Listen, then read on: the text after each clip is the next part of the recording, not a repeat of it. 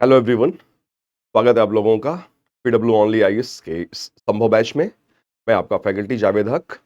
चलिए इस श्रृंखला को आगे बढ़ाते हैं जो हमने रामशरण शर्मा सर की एंशिएंट इंडिया एनसीईआरटी को खत्म करने का संकल्प लिया है, जो बिल्कुल संभव है हमारे और आपके सम्मिलित प्रयास से। और अब हम लोग लगभग समाप्ति की ओर हैं इस श्रृंखला के लिए। और हम अभी तक पढ़ रहे हैं ancient India R S Sharma, पुरानी वाली एनसीईआरटी।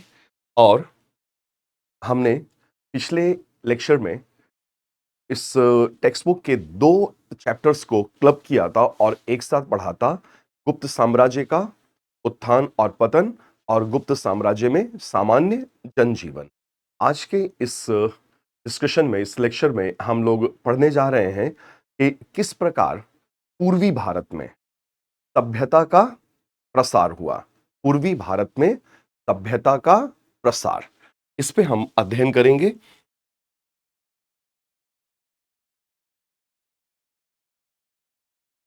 पूर्वी भारत में सभ्यता का प्रसार।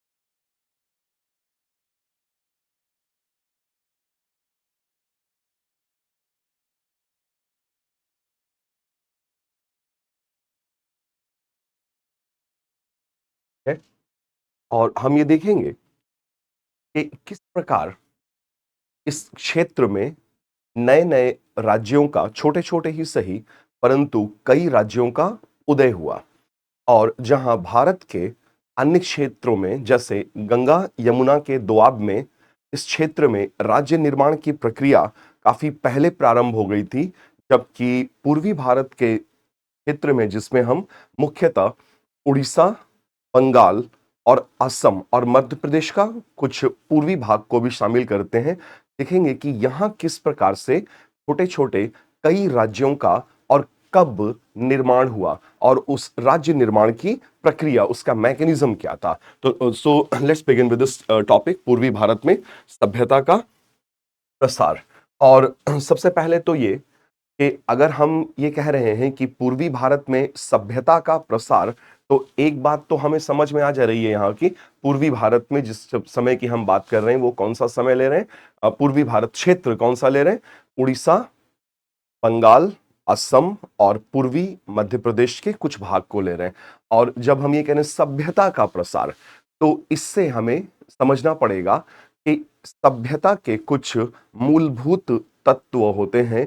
और जब तक ये तत्व, ये चिन्ह नहीं दिखाई देंगे किसी क्षेत्र विशेष में, तब तक हम ये नहीं कह सकते हैं कि उस क्षेत्र विशेष में सभ्यता का प्रचार प्रसार या सभ्यता का उदय और प्रसार हुआ होगा। तो सभ्यता के कुछ चिन्ह होते हैं, जैसे एनसीईआरटी के इस अध्याय में रामशरण शर्मा साहब ने लिखा है कि एक क्षेत्र विशेष को तभी सभ्य माना जा सकता है। मतलब सभ्यता के कुछ क्राइटेरिया होंगे, कुछ चिन्ह होंगे, जैसे वहां के लोगों को, सभ्यता के लोगों को लेखन शैली का ज्ञान हो, उन्हें लिखना आता हो। जैसे हड़प्पा सभ्यता या सिंधु सरस्वती सभ्यता, जो 4500 वर्ष पहले पश्चिमोत्तर भारत में उदित हुई और उसके कई नगर बने, हड़प्पा, मोहनजोदाड़ो, चान्होदाड़ो, लोथल, कालीबंगा वगैरह वगैरह। और उन लोगों को लिखना आता था और उनकी लिपि भाव चित्रात्मक या पिक्टोग्राफिक या फिर लोगो सिलेबिक थी। तो सभ्यता की एक मूलभूत विशेषता होती है लेखन शैली का होना। मतलब लोगों को लिखना आना चाहिए, तभी इतिहास की परिभाषा में उन्हें सभ्य माना जा सकता है। ये एक चिन्ह है। इसके अतिरिक्त वहां उस क्षेत्र में विधिवत व्यवस्था होनी चाहिए, लॉ एंड ऑर्डर होना चाहिए, उसके नियम और कानून होने चाहिए। और टैक्स कलेक्शन का, कर वसूली का एक प्रॉपर सिस्टम, टैक्स कलेक्शन का एक प्रॉपर सिस्टम होना चाहिए, यानी कर वसूली की एक विधिवत व्यवस्था होनी चाहिए। और हम ये भी समझ सकते हैं कि कर वसूली की विधिवत व्यवस्था जब होगी तो वो कब हो सकती है। कर वसूली की विधिवत व्यवस्था तो तब होगी ना, जब अतिरेक उत्पादन होगा, सरप्लस ऑफ प्रोडक्शन होगा। जब तक अतिरेक उत्पादन नहीं होगा, तब तक राजा किसी से भी टैक्स कलेक्शन या कर की वसूली कर ही नहीं सकता है। तो अगर टैक्स कलेक्शन है तो इसका सीधा सीधा एक अर्थ होता है कि वहां पे सरप्लस ऑफ एग्रीकल्चर प्रोडक्शन है, कृषि अधिशेष या कृषि अतिरेक है, आवश्यकताओं की पूर्ति के बाद भी कुछ बच रहा है और जो बच रहा है वो बाजार में जा रहा है, फिर खरीद फरोख्त हो रही है, सेल एंड परचेज हो रहा है। तो कर वसूली का एक विधिवत तंत्र होना चाहिए, सामाजिक वर्गों का उदय हो, उच्च वर्ग और निम्न वर्ग में समाज विभाजित होना चाहिए, मतलब सामाजिक वर्गों का निर्माण होना चाहिए। और पुरोहिताई, प्रीस्टहुड, प्रीस्टली वाला काम, पुरोहिताई वाला कार्य, प्रशासनिक कार्य और उत्पादन संबंधी कार्यों में सिर्फ होना नहीं चाहिए बल्कि दक्षता होनी चाहिए, स्पेशलाइज्ड होना चाहिए, स्पेशलाइजेशन चाहिए, दक्षता चाहिए। तो ये सभी तत्व अतिरिक्त अतिरेक उत्पादन भी हो, ये सभी तत्व तो हैं ही हैं। इन तत्वों के अलावा इतना उत्पादन होना चाहिए कि जो लोग उत्पादन कर रहे हैं, कृषि उत्पादन, और कृषि उत्पादन कौन कर रहे हैं? कृषि उत्पादन किसान कर रहे हैं। तो किसान अपने आप को भी पेट भर के खा ले, 2-3 साल का अनाज इकट्ठा करके भी रख लें, और उसके बाद भी अगर अनाज बच जाए तो वह बाजार में जाएगा और उन वर्गों की आवश्यकताओं की पूर्ति करेगा, उन लोगों को भोजन उपलब्ध कराएगा जिनके पास कृषि कार्य करने का तंत्र नहीं है, या जैसे नगरों में लोग रह रहे हैं। तो जो लोग शहरों या नगरों में रह रहे होते हैं वो कृषि कार्य में संलग्न नहीं होते हैं, उन्हें अनाज की आपूर्ति अन्नदाताओं, किसानों के द्वारा की जाती है, और वो जाहिर सी बात है गांव से आएगा।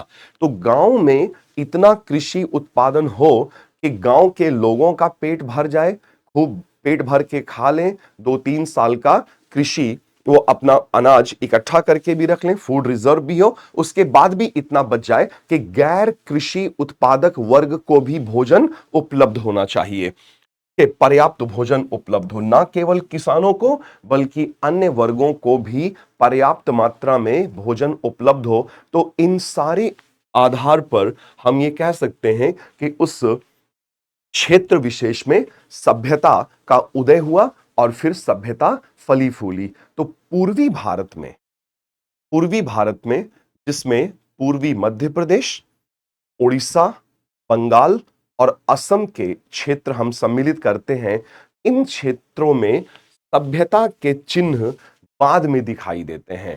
जैसे पश्चिमोत्तर भारत में सभ्यता के चिन्ह 4,500 साल पहले दिखाई दिए, गंगा नदी घाटी में सभ्यता के चिन्ह 2,500 साल पहले दिखाई दिए, और पूर्वी भारत में सभ्यता के चिन्ह 1,600 साल पहले दिखाई दे रहे हैं। तो फर्क है ना। तो इसका अर्थ यह है कि पश्चिमोत्तर भारत में सभ्यता उदित हुई सबसे पहले, हड़प्पा सभ्यता, वो तो हमारे से 4,500 साल पुरानी है, वो 2500-2600 ईस्वी पूर्व की है।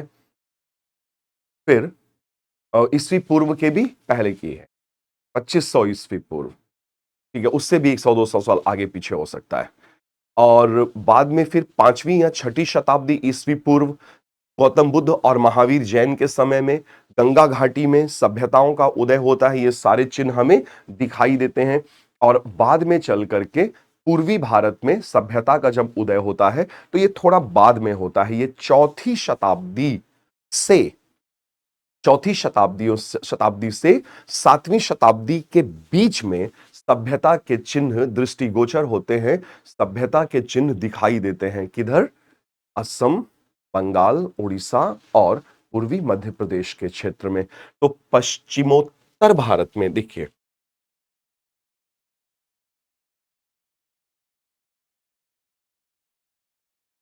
पश्चिमोत्तर भारत में सभ्यता के चिन्ह 4500 वर्ष पूर्व, ठीक है।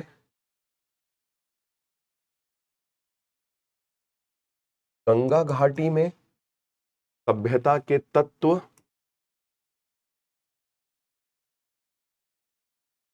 2500 वर्ष पूर्व। और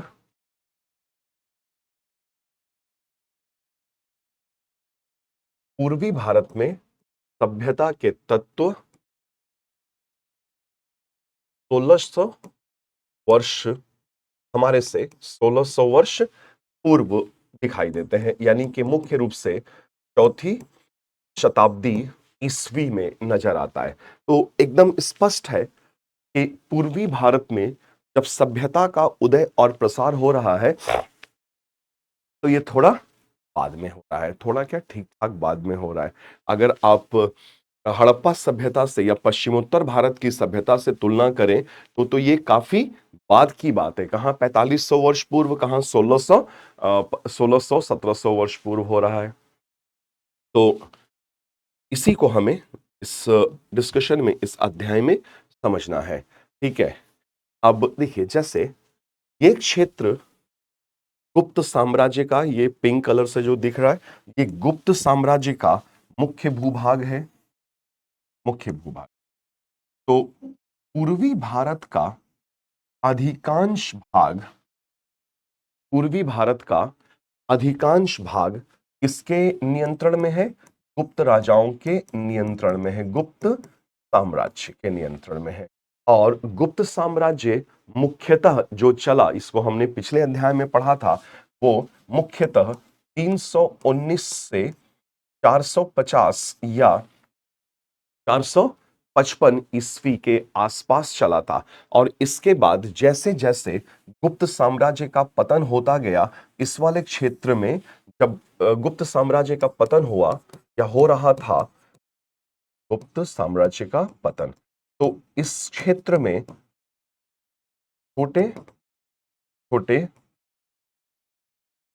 राज्यों का उदय या छोटे छोटे राज्यों की स्थापना हुई और सभ्यता के तत्व अधिकांश मामलों में दृष्टिगोचर होने लगे। यद्यपि कि सभ्यता के कुछ तत्व इस क्षेत्र में गुप्त साम्राज्य के पूर्व में भी दिखाई देते हैं।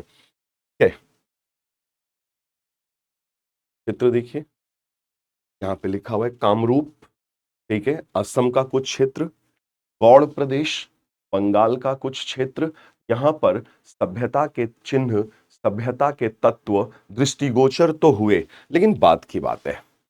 तो अगर हम स्पेसिफिकली देखें, विशेष तौर पे चर्चा करें इन क्षेत्र विशेष को लेकर के, कि जैसे उड़ीसा एवं पूर्वी और दक्षिणी मध्य प्रदेश, उड़ीसा एवं पूर्वी एवं दक्षिणी मध्य प्रदेश एक क्षेत्र लेते हैं और यहां देखते हैं कि किस समय, कब, किस समय और कैसे सभ्यता के वे तत्व दिखाई देते हैं या दृष्टिगोचर होते हैं। और हम जानते हैं कि इस उड़ीसा के तटीय क्षेत्र में, उड़ीसा के तटीय क्षेत्र में, जिससे कलिंग कहा जाता था, कलिंग महानदी के दक्षिण में कलिंग प्रदेश। तो आप प्रसंगवश ये भी याद करते हैं, हम लोग ये याद रखते हैं कि कलिंग पर सम्राट अशोक ने भीषण आक्रमण किया था। और ये बात सम्राट अशोक अपने अभिलेखों में बताते हैं, मुख्य शिलालेखों में बताते हैं कि जैसे मुख्य शिलालेख संख्या 13 में उन्होंने इस बात का उल्लेख किया है कि अपने शासनकाल के 8वें वर्ष उन्होंने, सम्राट अशोक ने कलिंग पर आक्रमण किया और यह बड़ा भीषण आक्रमण था और उस क्षेत्र को जीत लिया गया और मौर्य साम्राज्य का वो एक अभिन्न अंग बन गया। और फिर उसे एक प्रांत, कलिंग को एक प्रांत बनाकर तोसली को उसकी राजधानी बना लिया गया। लेकिन जब मौर्य साम्राज्य का पतन होगा तो वो क्षेत्र स्वतंत्र होने का प्रयास करेगा और स्वतंत्र हो भी जाएगा। तो मौर्य काल में, सम्राट अशोक के काल विशेष में, कलिंग उड़ीसा का तटीय क्षेत्र मौर्य साम्राज्य के अधीन रहा एक प्रांत के रूप में। लेकिन जब मौर्य साम्राज्य का पतन हो गया तो फिर यह क्षेत्र मौर्य साम्राज्य से स्वतंत्र हो गया और फिर यहां सभ्यता, वैसे सभ्यता के चिन्ह तो सम्राट अशोक के टाइम पे ही दिखने लगे, लेकिन स्वतंत्र राज्य की हैसियत से फिर ये उदित हुआ। और उड़ीसा या तटीय कलिंग या तटीय उड़ीसा महानदी के दक्षिण में, जिसका महत्व सम्राट अशोक के समय में बढ़ा, अवश्य ही बढ़ा होगा, क्योंकि सम्राट अशोक ने इसे जीता और एक प्रांत बना दिया और तोसली को उसकी राजधानी घोषित कर दिया। परंतु मौर्य साम्राज्य के पतन के बाद प्रथम शताब्दी ईस्वी पूर्व में, यानी कि आज से 2100 वर्ष पूर्व, यहां एक राज्य, स्वतंत्र राज्य का निर्माण हुआ। अशोक के शासनकाल में कलिंग एक प्रांत है। उसके बाद मौर्यों के पतन के बाद ये एक स्वतंत्र राज्य है और हमें एक नाम मिलता है कलिंग राजा, कलिंग नरेश खारवेल का, कलिंग नरेश खारवेल का। और इनके बारे में बताया जाता है कि इन्होंने मगध तक पर आक्रमण किया। ठीक है, इन्होंने मगध पर भी आक्रमण किया, यानी कि ये शक्तिशाली राजा के तौर पे अब स्थापित हुए थे। और इनके विषय में, खारवेल के विषय में हमें जानकारी जो मिलती है वो हाथी गुम्फा अभिलेख से, इनके हाथी गुम्फा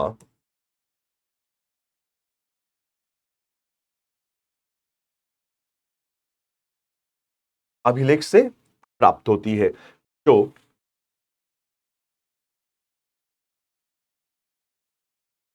उदयगिरी, खंडागिरी की गुफाओं से प्राप्त हुआ है ना, हाथी गुम्फा अभिलेख। तो ये बड़ा प्रसिद्ध अभिलेख है, पत्थर पे लिखवाया गया लेख है ना। So any writing which is engraved on any hard and permanent surface is referred to as an inscription. कोई भी लेख जो कठोर एवं स्थायी सतह पर उत्कीर्ण या लिखवाया गया हो, उसे अभिलेख कहा जाता है। तो ये प्रस्तर अभिलेख है, हाथी गुम्फा अभिलेख, ये पूरा प्रस्तर अभिलेख है। ठीक है, और इस छोटे से क्षेत्र में कलिंग नरेश का शासन है, और जो इतने ताकतवर तो हैं कि वो अंततः आक्रमण करते करते मगध तक भी पहुंच जा रहे हैं। और चूंकि तटीय क्षेत्र है उड़ीसा का ये कलिंग, तो जाहिर सी बात है, देखिए तटीय क्षेत्र होने के कारण मोतियों का उत्पादन, पर्ल प्रोडक्शन होता होगा या होता ही था।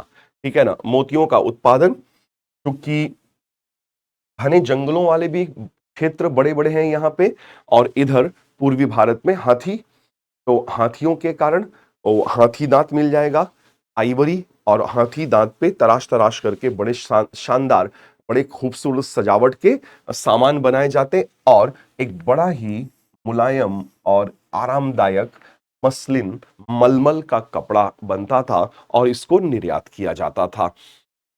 तो खारवेल की जो राजधानी बनी वो कलिंग नगरी कहलाई, कलिंग नगरी। और यहां जो कलिंग नगरी वाला टीला था मिला, उसका उत्खनन कराया गया, और यहां के उत्खनन से, खारवेल के राजधानी कलिंग नगरी के उत्खनन से हमें रोम साम्राज्य की रोमन वस्तुएं प्राप्त होती हैं।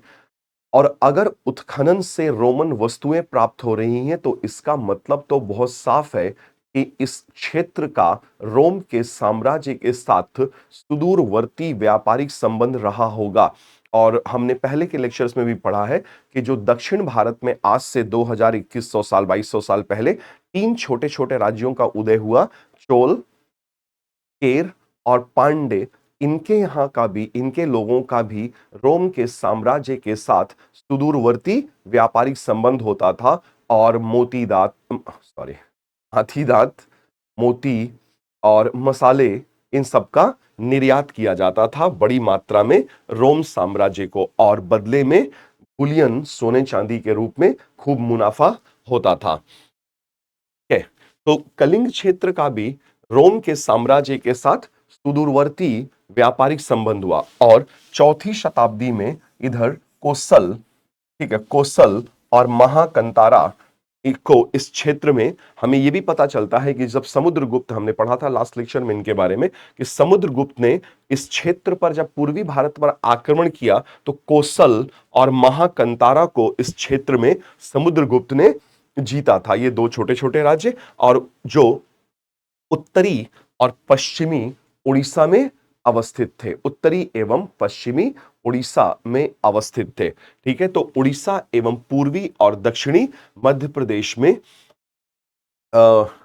सभ्यता के चिन्ह सम्राट अशोक के समय में दृष्टिगोचर हुए, लेकिन उस क्षेत्र कलिंग का वो क्षेत्र सम्राट अशोक के शासनकाल में कोई स्वतंत्र क्षेत्र ना होकर मौर्य साम्राज्य का एक राज्य हुआ करता था, जिसकी राजधानी कोसली को बनाया गया था। फिर मौर्य साम्राज्य के पतन के बाद जब कलिंग नरेश खारवेल का शासन हुआ, तो कलिंग नरेश खारवेल ने एक स्वतंत्र राजा की हैसियत से शासन किया और अपनी शक्ति को बढ़ाते हुए मगध तक उन्होंने आक्रमण किया। और ये निर्यात के लिए क्षेत्र निर्यात के लिए विशेषीकृत हुआ और रोम साम्राज्य को यहाँ से मोती, हाथीदांत और विशेष प्रकार का मुलायम कपड़ा, मलमल का निर्यात किया जाता था और मुनाफा होता था। और फिर समुद्रगुप्त के विषय में पता चलता है कि इन्होंने इस क्षेत्र पर आक्रमण किया था, ठीक है, और जीता था, अपने अधीन कर लिया था। वरना टैक्स की मुख्य रूप से टैक्स की वसूली करते थे। और इस क्षेत्र में हमें देखिए मात्र चार पांच राज्यों का, छोटे छोटे ही सही लेकिन राज्यों का नाम पता चलता है, उनकी उपस्थिति इधर पता चलती है, जिसमें मात्र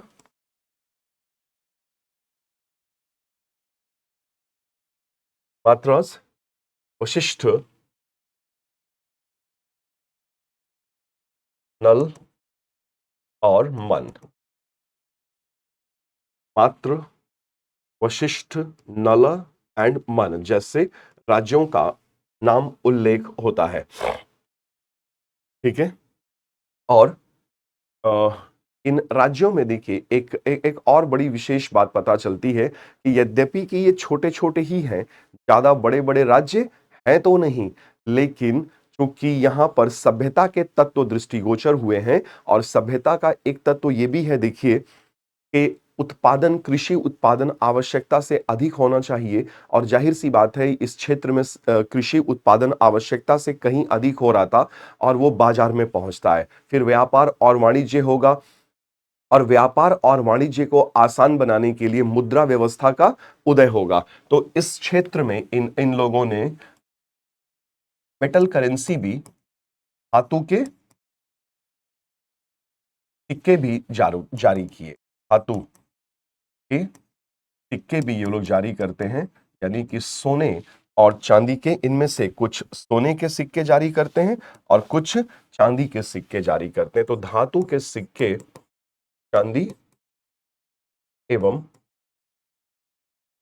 सोने के सिक्के जारी किए। और वैसे भी अगर सिक्के उपलब्ध हो रहे हैं किसी राज्य से, वहां के उत्खनन से, प्राचीन काल या मध्यकाल के, तो एक बात बहुत स्पष्ट हो जाती है कि व्यापार और वाणिज्य ठीक ठाक चल रहा होगा, तभी तो लेन देन के लिए सिक्कों की आवश्यकता पड़ी होगी। और सोने और चांदी के सिक्के अगर हैं, तो सोने के सिक्कों का प्रचलन तो तभी होता है जब बड़े पैमाने पर व्यापार हो रहा हो, क्योंकि छोटे मोटे व्यापार, समोसा चाट पकौड़ी के लिए तो सोने के सिक्के काम में नहीं आएंगे, वो तो जो बल्क में बड़े बड़े ट्रेड हो रहे हैं वहां काम आएगा। तो सोने के सिक्कों की प्राप्ति स्पष्ट कर देता है कि बड़े पैमाने पर व्यापारिक लेन देन चल रहा होगा। और इस क्षेत्र में देखिए पहले से ही सम्राट, चूंकि सम्राट अशोक का भी शासन रहा इस क्षेत्र पर, तो सम्राट अशोक की भाषा, जो उन्होंने भाषा का प्रयोग किया, वो भाषा तो प्राकृत है, अनरिफाइंड, अशुद्ध भाषा प्राकृत। और तो इस क्षेत्र में हमें प्राकृत भाषा के प्रयोग की जानकारी मिलती है। परंतु बाद में चलकर जब राज्य निर्माण हो रहा है तृतीय चतुर्थ शताब्दियों में, तो यहां हमें नजर आ रहा है कि संस्कृत का प्रयोग होने लगा है। तो प्राकृत से संस्कृत तक ये आते हैं, ठीक है? प्राकृत से संस्कृत। तो अगर हम ये देखें इस क्षेत्र में कि सम्राट अशोक और समुद्रगुप्त दो राजाओं को ले लें, तो अगर हम सम्राट अशोक को ले लें, उनका प्रभाव इस क्षेत्र में देखें, और फिर सीधे समुद्रगुप्त का प्रभाव इस क्षेत्र में देखें, तो सम्राट अशोक और समुद्रगुप्त, तो सम्राट अशोक तक तो जो भाषा है वो प्राकृत है और जो लिपि है, लेखन शैली, वो ब्राह्मी है। और समुद्रगुप्त तक आते आते भाषा इस क्षेत्र में हमें पता चल रहा है कि संस्कृत का प्रयोग होने लगा है और लिपि तो वही ब्राह्मी ही है। हाँ, ये बात अलग है कि ये प्रारंभिक ब्राह्मी है और ये विकसित ब्राह्मी है। प्रारंभिक और विकसित ब्राह्मी, इतना फर्क आएगा। और अशोक के समय की भाषा प्राकृत और प्रारंभिक ब्राह्मी लिपि, और समुद्रगुप्त के समय की संस्कृत भाषा और विकसित ब्राह्मी लिपि का हमें इस क्षेत्र में पता चल रहा होता है। ठीक है?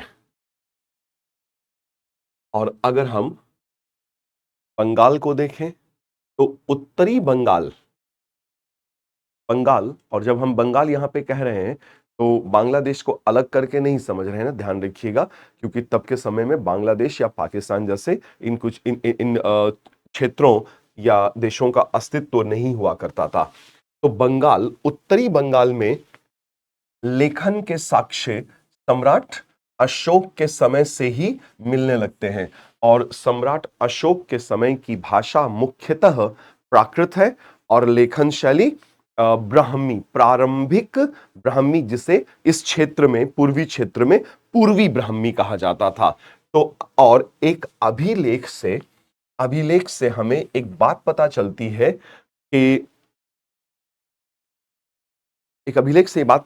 है कि अन्नागारों में अन्न रिजर्व करके रखा जाता था, अन्न एकत्रित करके रखा जाता था ताकि बौद्ध भिक्षुओं को अन्न की आपूर्ति की जा सके। तो एक अभिलेख में बौद्ध भिक्षुओं के लिए अन्नागार, ग्रेनरी, अन्नागारों की व्यवस्था किए जाने के साक्ष्य हमें अभिलेखों से मिलते हैं। और इधर दक्षिण पूरब बंगाल के नोआखली, अभी बांग्लादेश में है, ठीक है ना, लेकिन मैंने कहा ना, बंगाल जब हम बोलते हैं तो बांग्लादेश को सम्मिलित करके बोलते हैं इस वक्त। तो दक्षिण पूर्व बंगाल के नोआखली से प्राप्त अभिलेख में देखिए, प्राकृत भाषा, ब्राह्मी लिपि और साथ ही साथ बौद्ध धर्म की उपस्थिति का पता चलता है। प्राकृत भाषा, ब्राह्मी लिपि और बौद्ध धर्म की उपस्थिति का हमें पता लग रहा है। तो जाहिर सी बात है कि जब प्राकृत भाषा की विषय में पता चल रहा है तो ये सम्राट अशोक के आसपास के समय का या उन्हीं के थोड़ा आगे पीछे का वो अभिलेख होगा जिसमें ये प्राकृत भाषा का इस्तेमाल किया गया है। लिपि ब्राह्मी है और बौद्ध धर्म की उपस्थिति का पता चल रहा है क्योंकि उस समय बौद्ध धर्म का तेजी से प्रचार और प्रसार हो रहा था। ठीक है, लेकिन अब देखिएगा कि बंगाल में अधिकांश भाग में जो सभ्यता का उदय हुआ है, तो बंगाल के अधिकांश भाग में सभ्यता का उदय मुख्य रूप से उड़ीसा, बंगाल, इस सब में ज्यादातर मामलों में मुख्य रूप से जो सभ्यता का उदय हुआ या सभ्यता के चिन्ह दृष्टिगोचर हुए, दिखाई दिए हैं, वो चौथी शताब्दी में ही दिखाई दे रहे हैं। मुख्य रूप से चौथी शताब्दी से लेकर के सातवीं शताब्दी तक देख रहे हैं। और हमें पोखरण, वो राजस्थान का पोखरण नहीं, पोखरण से एक राजा के शासन का पता चलता है जिन्होंने अपने आप को कहा कि मैं महाराजा हूं। हालांकि वो छोटे से क्षेत्र के राजा हैं, लेकिन भाई वो कह रहे हैं अपने आप को महाराजा, और उन्होंने महाराजा की उपाधि ली थी। तो बंगाल का यह क्षेत्र गुप्त शासन के अधीन आया था, परंतु हमने भी पढ़ा थोड़ी देर पहले कि 550 ईस्वी में, 550 ईस्वी एनो डोमिनी या कॉमन एरा लिखते हैं, ईस्वी में गुप्त प्रांतपति, गवर्नर होते थे उस क्षेत्र में, जिन्हें नियुक्त किया गया था, क्योंकि ये अधिकांश क्षेत्र गुप्त साम्राज्य के अधीन ही आते थे।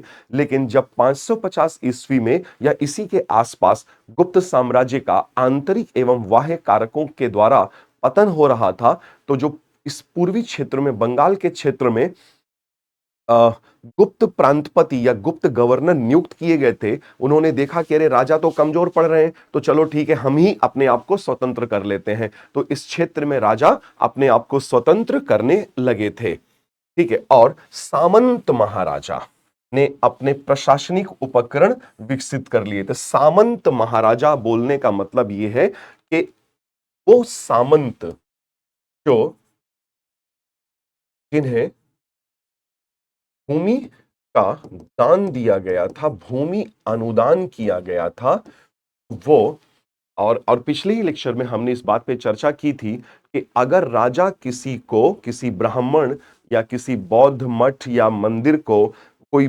पर्टिकुलर भूमि दान में देता था, तो उसके साथ साथ समस्त अधिकार भी ट्रांसफर कर दिए जाते थे, दे दिए जाते थे। कर वसूली का अधिकार, प्रशासनिक अधिकार, न्याय व्यवस्था वगैरह वगैरह सभी दे दिया जाता था।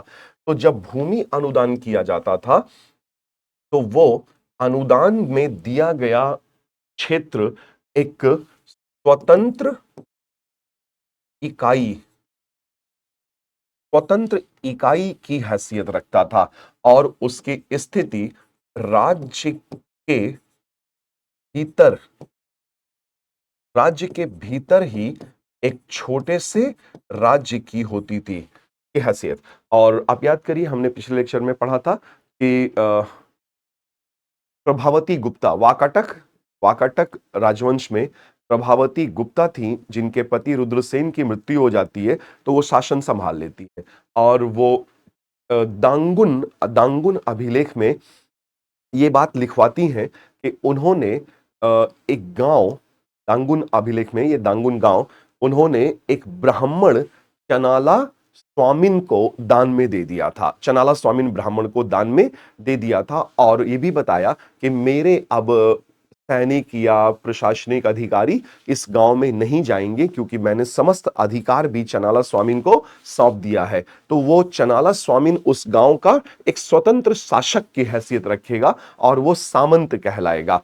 तो जैसे जैसे भूमि अनुदान बढ़ते गए, वैसे वैसे सामंतों की संख्या भी बढ़ती जाएगी और जैसे जैसे सामंतों की संख्या बढ़ेगी, स्वयं राजा की हैसियत कमजोर होती जाएगी, क्योंकि वो लगातार भूदान कर रहे हैं।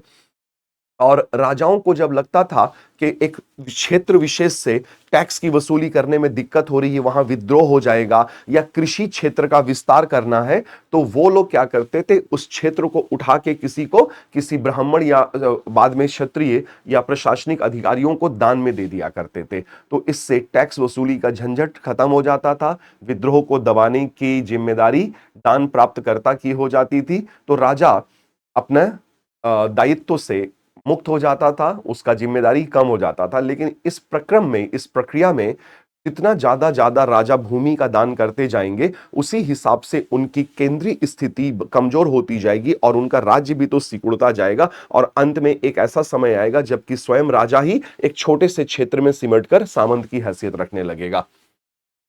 तो पूर्वी भारत में सभ्यता के प्रसार का एक बड़ा कारण, ध्यान दीजिए, पूर्वी भारत में सभ्यता के प्रसार का एक बड़ा कारण भूमि के अनुदान की प्रथा का पालन करना था। और सबसे पहले पहल भूमि अनुदान या भूदान की इस परंपरा को प्रारंभ किया सातवाहन राजवंश के राजाओं ने और फिर गुप्त राजाओं ने इस परंपरा को आगे बढ़ाया। यद्यपि कि गुप्तों के प्रारंभिक शासन काल में जो बड़े राजा हुए, चंद्रगुप्त प्रथम, समुद्रगुप्त, चंद्रगुप्त द्वितीय, विक्रमादित्य, स्कंदगुप्त आदि के टाइम पे भूमि अनुदान ज्यादा नहीं किए गए, बहुत कम भूमि अनुदान हुए हैं। लेकिन जब बाद में गुप्त राजा कमजोर पड़ने लगे और कमजोर होकर के वो टैक्स वसूली नहीं कर पा रहे थे या उस क्षेत्र में प्रशासन अच्छे से चला नहीं पा रहे थे या विद्रोहों का दमन नहीं कर पा रहे थे, तो उन्होंने एक नया ही तरीका निकाल दिया कि इतना झंझट कौन पाले यार, उठा के ये दान में दे दो, भूमि का दान कर देते हैं किसी ब्राह्मण, बौद्ध मठ या मंदिर को। अग्रहार अग्रहार भूमि कहलाई इसको दान में दे। तो भूमि अनुदान जैसे जैसे बढ़ते गए, वैसे वैसे पूर्वी भारत में सभ्यता का प्रचार और प्रसार भी होता गया, है ना। यही लिखा हुआ है सामंत महाराजा। तो ये लोग जो स्वतंत्र हैसियत रखते थे ना एक राज्य के भीतर, राज्य ये कहलाने लगे, क्या कहलाने लगे, ये सामंत सामंत थे। लेकिन चूंकि स्वतंत्र हैसियत रखने लगे तो ये सामंत महाराजा कहलाने लगे। इन्होंने फिर अपने प्रशासनिक उपकरण विकसित कर लिए और या तो भूमि अनुदान से आ रहे हैं ये सामंत महाराजा, या फिर वो प्रांतीय गवर्नर जिन्होंने गुप्त साम्राज्य के पतन के बाद अपने आप को स्वतंत्र कर लिया था, वो भी तो सामंत महाराजा की ही हैसियत रख रहे हैं।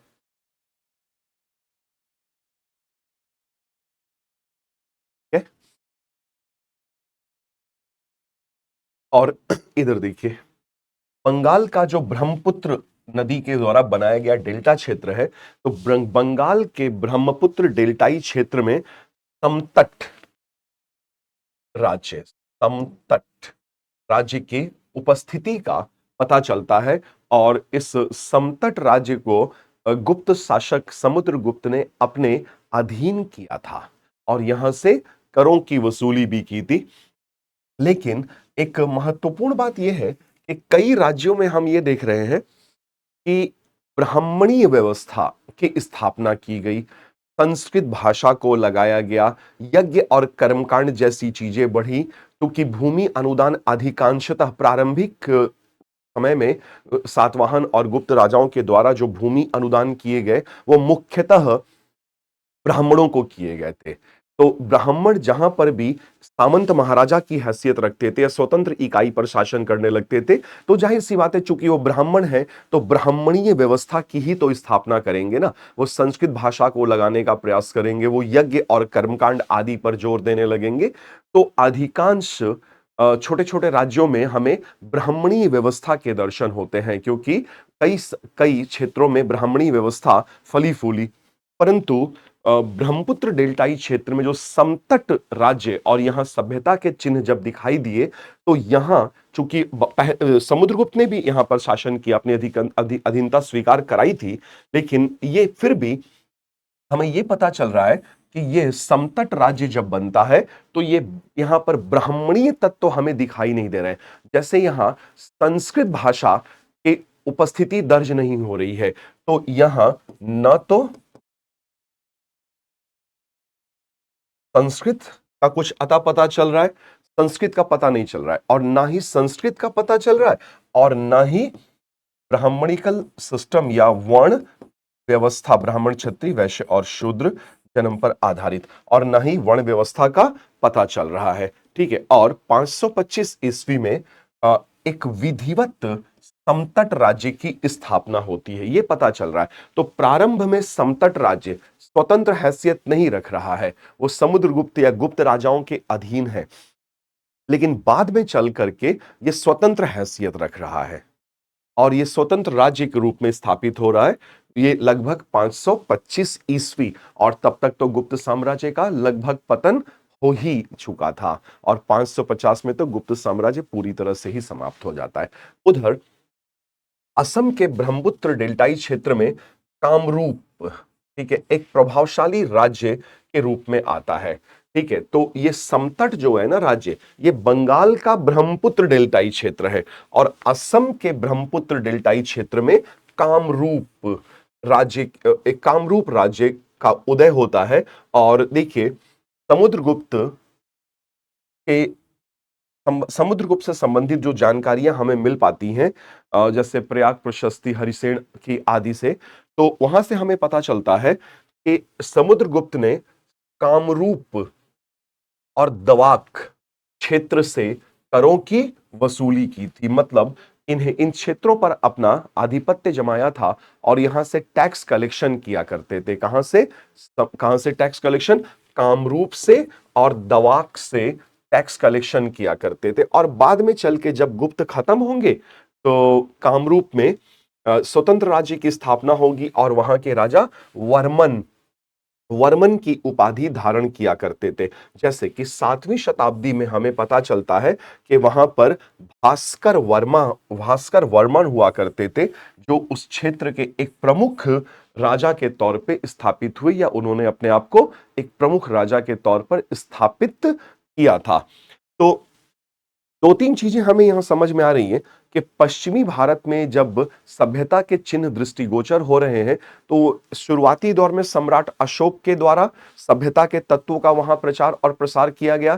फिर बाद के वर्षों में भूमि अनुदान की जब प्रथा शुरू हुई और ब्राह्मणों को भूदान दिया गया पूर्वी भारत के क्षेत्रों में, तो उन्होंने उन क्षेत्रों में सभ्यता का प्रचार और प्रसार किया, और लेकिन उन्होंने फिर अपनी ब्राह्मणी व्यवस्था लगाई, जैसे संस्कृत भाषा का प्रमोशन किया, वर्ण व्यवस्था, जाति व्यवस्था, कर्मकांड, यज्ञ संपादित करना। और फिर बाद में चल करके जब हम गुप्त साम्राज्य का पतन देख रहे हैं, तब हमें पता चल रहा है कि वो गुप्त साम्राज्य के पतन के कारण भी पूर्वी भारत में सभ्यता का प्रचार प्रसार हुआ और नए नए छोटे छोटे ही सही नए नए राज्यों का उदय हुआ था। तो एक चीज हम देखते हैं कि मौर्य काल मौर्य काल में, उसके बाद गुप्त काल में, और बाद में चल के बंगाल और बिहार के क्षेत्र में पाल राजवंश, और पालों के बाद सेन राजवंश का शासन स्थापित होता है। और इस क्षेत्र में प्रशासन, शिक्षा, कला और धर्म के क्षेत्र में फिर आगे चलकर महत्वपूर्ण प्रगति की थी। तो पूर्वी भारत में जैसे बिहार, झारखंड, पश्चिमी बंगाल, उड़ीसा, असम, ये क्षेत्र, और खास तौर पे नदी घाटी, ये बड़ी महत्वपूर्ण भूमिका में है। विशेष तौर पे गंगा गंगा जी, ब्रह्मपुत्रा नदी और महानदी का ये जो क्षेत्र है। और आप जानते हैं कि नदियां अपने साथ अलुवियल सॉइल, जलोढ़ मिट्टी लाती हैं, और ये मिट्टी बहुत उपजाऊ होता है। तो यहां कृषि कमजोर तो नहीं होगा, कृषि कार्य बहुत बेहतर होगा। और जब कृषि कार्य बढ़ेगा तो अतिरेक उत्पादन बढ़ेगा, जब अतिरेक उत्पादन बढ़ेगा तो टैक्स की वसूली बढ़ेगी, और जब टैक्स की वसूली बढ़ेगी तो राजा जो वहां पर है या जो भी सामंत है वो अपनी सेना मजबूत करेगा, प्रशासनिक उपकरण मजबूत करेगा, और वो नए नए राज्य मजबूती से स्थापित होते जाएंगे। ठीक है, शुरुआत में इन क्षेत्रों में ट्राइबल्स लोग थे, आदिवासी और कबीलाई समाज हुआ करता था। लेकिन बाद में जैसे जैसे ब्राह्मणों को उन क्षेत्रों में भूमि का अनुदान दिया गया तो वहां पर ब्राह्मणी व्यवस्था का आगमन हुआ, और फिर ब्राह्मणी व्यवस्था वहां मजबूती से स्थापित होने लगी। ब्राह्मणी व्यवस्था या वैदिक संस्कृति का स्पष्ट रूप से इधर हमें प्रभाव दिखाई देता है। भौगोलिक कारक पूर्वी भारत में सभ्यता के विस्तार में, छोटे छोटे राज्यों के निर्माण में भौगोलिक कारण बड़ी महत्वपूर्ण भूमिका निभा रहे हैं। जैसे गंगा ब्रह्मपुत्र का मैदान इधर झारखंड के क्षेत्र में छोटा नागपुर पठार, और उड़ीसा का समुद्र तटीय क्षेत्र। तो समुद्र तटीय क्षेत्र है तो मोतियों का उत्पादन और निर्यात, मलमल के कपड़ों का निर्यात जैसे कलिंग से हो रहा था, हाथी दांत की वस्तुओं का निर्यात किया जा रहा है। ठीक है, इधर गंगा ब्रह्मपुत्र का अति उपजाऊ मैदान, तो उर्वर मिट्टी प्राप्त हो रही है। उर्वर मिट्टी के अलावा ये भी देखिए कि नदियों वाला क्षेत्र ना, महानदी, गंगा जी और ब्रह्मपुत्र, तो जल संसाधनों ने कृषि को बढ़ावा दिया। सिंचाई पर्याप्त मात्रा में हो जाएगी, कोई कमी नहीं है पानी की। घने जंगल भी है, उपजाऊ मैदान भी है, और खनिज संपदा भी भरपूर है। तो इससे व्यापार और वाणिज्य को प्रोत्साहन मिलेगा। नदियों द्वारा यातायात भी तो हो जाएगा ना, तो यातायात के साधन भी मौजूद है। नदी मार्गों द्वारा यातायात के साधन, तो हर चीज उपलब्ध है। वो चीज उपलब्ध है जिनसे कि राज्य निर्माण हो सके और सभ्यता के चिन्ह दृष्टिगोचर हो सके, है ना। तो अगर आप प्रारंभिक समाज यहां पे देखेंगे पूर्वी भारत में और अर्थव्यवस्था देखेंगे, तो प्रारंभ में यहां राज्य तो नहीं है और ना ही सभ्यता के चिन्ह दृष्टिगोचर हो रहे हैं, क्योंकि यहां पर तो कबीलाई समाज है, कबीलाई अर्थव्यवस्था है। जैसे असुर लोग हैं, लोहा गलाने में निपुण, मुंडा जाति और संथाल जाति छोटा नागपुर के पठार में ये झूम खेती कर रहे हैं और वन उत्पादों पर आधारित थे।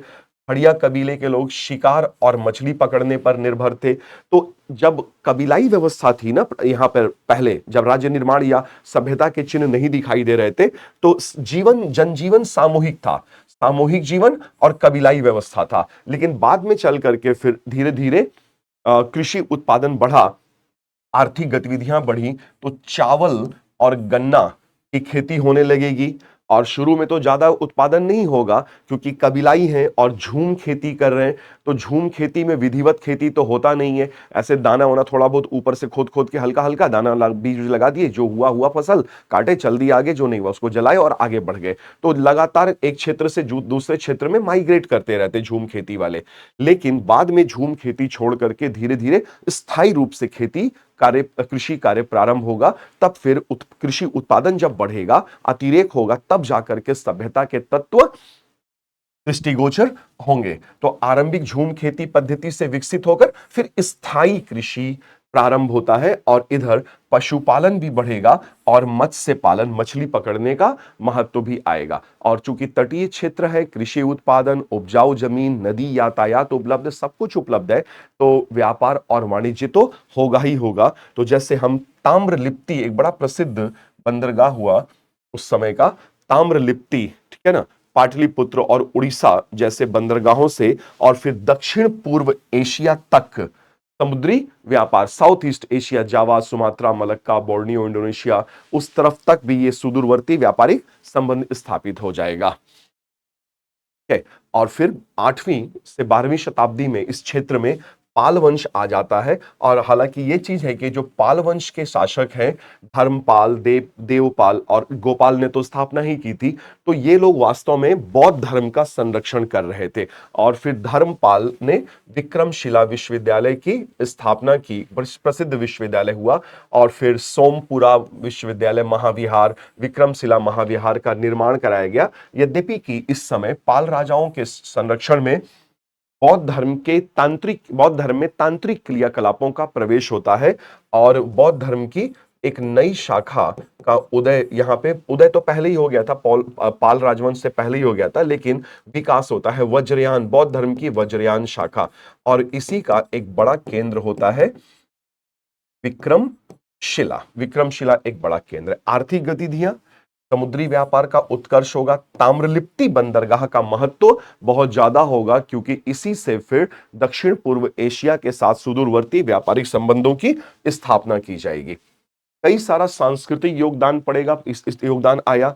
पूर्वी भारत में जब सभ्यता के चिन्ह दृष्टिगोचर हुए, छोटे छोटे राज्यों का निर्माण हुआ, तो सांस्कृतिक योगदान शिक्षा और साहित्य के क्षेत्र में, जैसे मैंने आपको कहा, नालंदा विश्वविद्यालय, विक्रमशिला, सोमपुरा महाविहार ने इस क्षेत्र में इस क्षेत्र को शिक्षा का एक ग्लोबल सेंटर, वैश्विक केंद्र बना दिया। और यहां विद्यापति और चंडीदास जैसे महाकवि हुए और इन्होंने कविता साहित्य के क्षेत्र में महत्वपूर्ण योगदान दिया।